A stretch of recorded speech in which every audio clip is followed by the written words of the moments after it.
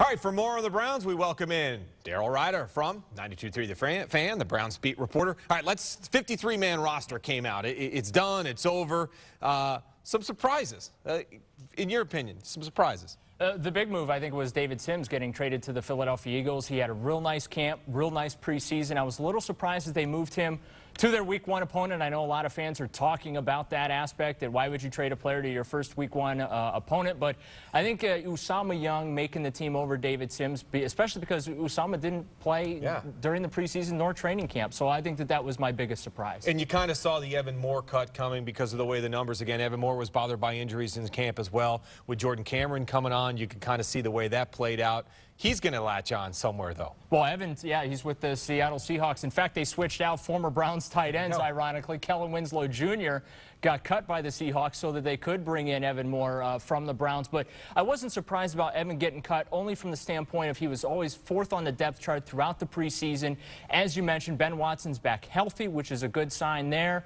Jordan Cameron, the organization is extremely high on him. And then, of course, Alex Smith, who's an outstanding blocker as well. So Moore was number 4 in the line. It became a numbers game. They just couldn't afford to keep the 4 tight ends. All right. No, and then, of course, the big talk was at the quarterback position. We've all talked about Colt against Seneca. You knew one of them was going to go because Pat Shurmur kind of let the card slip early a couple of weeks ago, saying that the developmental quarterback would be Thad Lewis, a guy that he brought over from St. Louis. The right call, keeping Colt over Seneca? Yeah, I think keeping Colt is the right call, just from this standpoint. Colt's still young. He has plenty of time to develop. And they really, I think it spoke volumes what Pat Shurmur had to say about McCoy's attitude about a week left before they made those final cuts. Pat talked a lot about how he handled the quote-unquote situation and how much respect that Shurmur gained for McCoy. So, yeah, keeping McCoy makes a lot of sense. There's a case to keeping the veteran in Seneca Wallace, but again, I'm sure that the $2.4 million salary played a bit of a factor there as well. So not shocked, especially with the way the preseason played out and the fact that McCoy was first off the bench in each and every game, and he started that 4th and final preseason game, which, as we know, that's typically the role for your backup quarterback. Yeah, and Colt making about $540,000. So there's about 2 million reasons why you might go the other way. Let's talk about the quarterback who didn't play and who's going to be our starting quarterback in rookie Brandon Weeden. Eli Manning played. Andrew Luck played. Everybody talked to Pat Shurmur about that. Right call, good call, bad call, not playing Brandon Weeden. Got no problem with Brandon Weeden sitting that 4th preseason game. Quite frankly, you don't want to risk injuries, first and foremost. They've already been beat up during training camp as well as the preseason. You sit Brandon, make sure he's ready to go for Week 1. I can't really criticize. Look, I understand Eli Manning, 2-time Super Bowl champion, played. The #1 draft pick played in the 4th and final preseason game. And the other thing, too, is Colt McCoy could have used the work as well. And I think that, you know, Pat Shurmur thought more with his brain than he did with emotion or heart in sitting Brandon Weeden. So I think it was the right call. Yeah, and there is some rumors in some of the reports where that Eli was in there because Hakeem Nicks had come back into the lineup coming off the PUP. So they wanted to get some reps as well, believe it or not.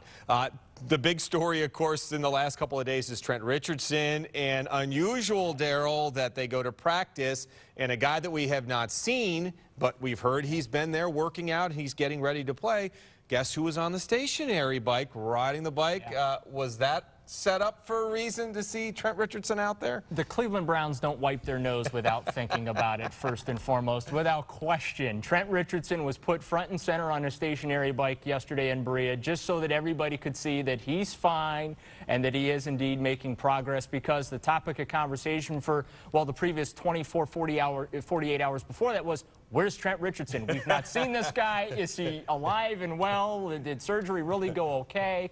Pat Shurmur kept saying very confident he's going to play. He's making progress and things of that nature. So I think that was by design, and I do think that Trent Richardson will play Week 1 against Philadelphia. However, they're going to work him to the offense. They're going to limit his reps. They don't want to overwork him right out of the gate. But you'll see Trent, I think, next Sunday night. Okay, and prediction for the season. You're a guy that's been around him all training camp long. You're going to be there covering him all season long.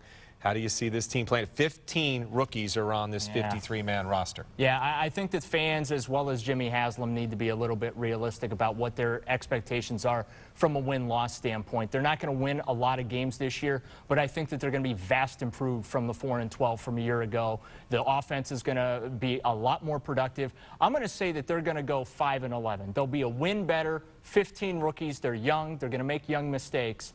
But it is going to be, I think, another tough year from a win-loss perspective when it comes to the Cleveland Browns, unfortunately. Real quick, who's your upset special? Who do the Browns upset this year? At New York, the Giants. The Browns have a history of beating those defending Super Bowl champions. They're on the schedule once again this year. Third toughest schedule in the National Football League the Browns will play again this year with a young team. So it's going to be tough, but again, I think they'll be a little more fun for fans to watch. You heard it, Vegas, right there. Daryl Ruiter, Browns beat reporter from 92.3 The Fan. Thanks for stopping by. Appreciate it. My pleasure. Always good to see you.